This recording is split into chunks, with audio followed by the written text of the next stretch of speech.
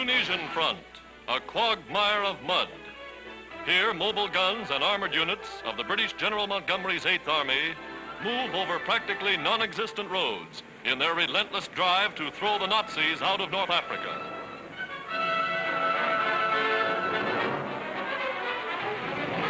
Ben Gardain, restored to the French, is only a few miles from German positions. As these films are issued, the British were attacking the entire Mareth line with tanks and big guns.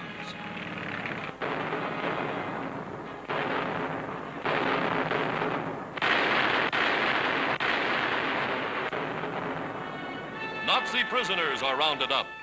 1,400 were taken in a single day. Kasserine Pass in Middle Tunisia, scene of bitter fighting as the Allies hammer Rommel on 3 fronts.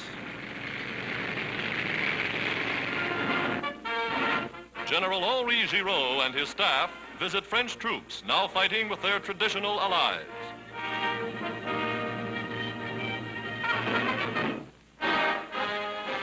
The Commander-in-Chief, American General Dwight Eisenhower, discussing plans for the final offensive.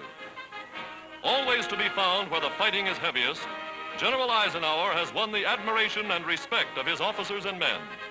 Here is a general trained to fight a mechanized war. Already the wily Rommel has felt the power of his arms.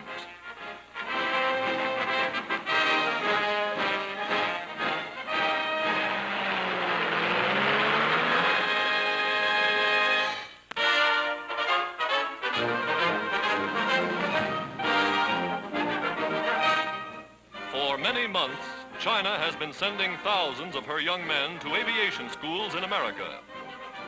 Here, from expert United States Army Air Force instructors, they learn to fly every type of combat plane, learn to handle everything from training ships to the biggest bombers.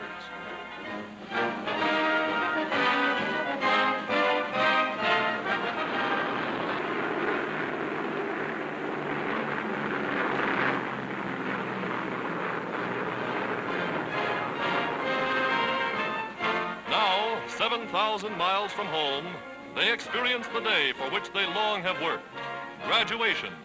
And to these eager young men of China, graduation means more than official recognition of ability.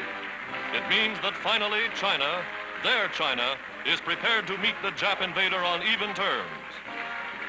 From Major General P.T. Mao, Vice Commissioner of Aeronautics for China, cadets receive their wings, become full-fledged officers in the Chinese Air Force.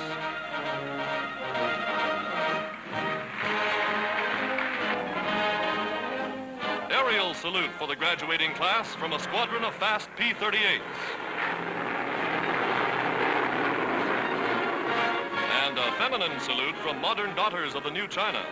This, say the boys, is worth working for.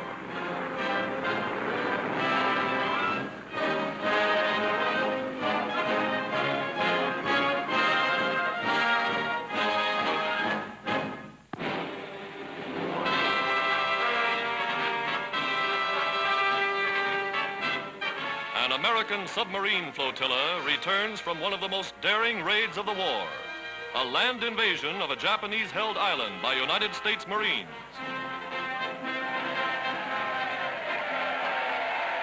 Admiral Nimitz, Pacific Fleet Commander, comes to personally congratulate the officers.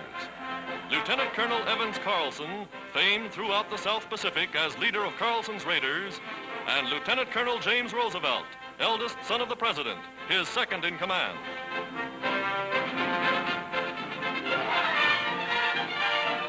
Booty, captured during the 40-hour attack, which wiped out the entire Japanese garrison, including planes and gunboats.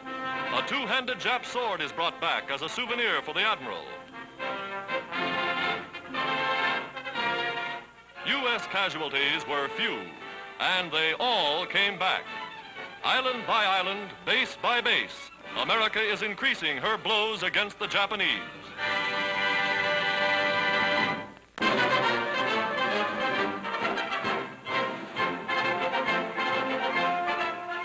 Flying squadrons of amphibious scout cars, America's newest and most flexible of mechanized equipment.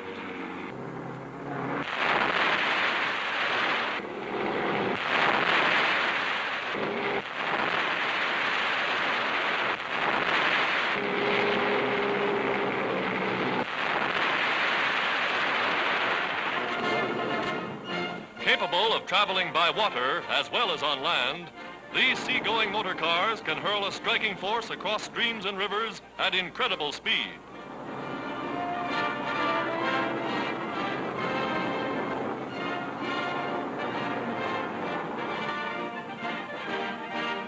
They roll ashore under the same power that drives them through the water.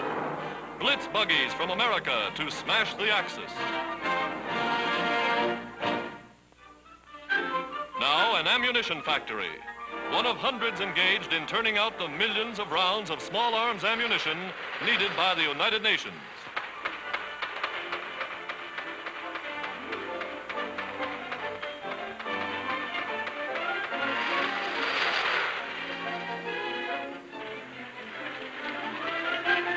Plants working day and night. Ammunition for planes fitted onto machine gun belts and packed ready for instant use.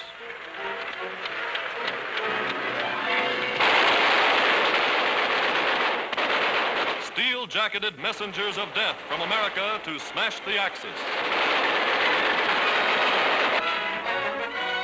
Another factory in the arsenal of democracy. Here, the powerful new tank destroyers are forged in numbers that would stagger the enemy.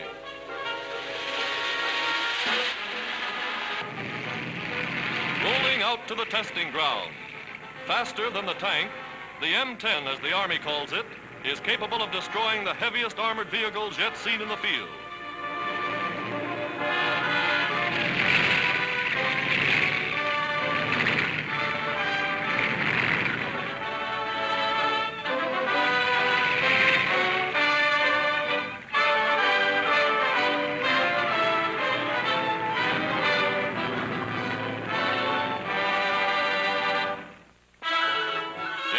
Today, the great highways of America are alive with truck transports, speeding weapons and supplies from inland factories to the coast.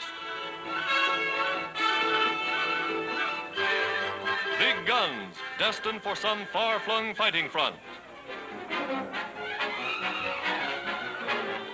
Invasion barges rolling from plants in the interior over high-speed highways to the sea. Tons of supplies, food, equipment. All United States transportation mobilized to smash the Axis. In the field, artillerymen test the powerful new 240-millimeter howitzers, some of the heaviest weapons in service. From carefully concealed positions, the Big Berthas of the Army speak.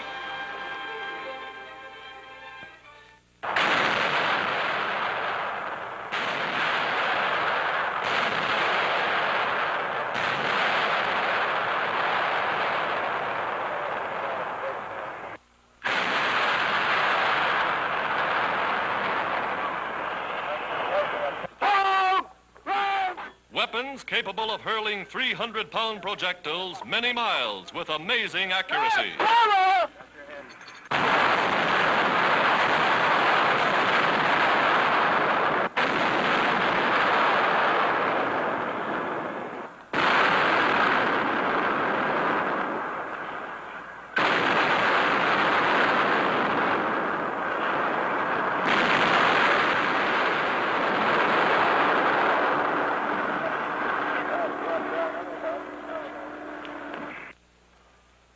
Weapons from America, speaking the only language the Axis understands.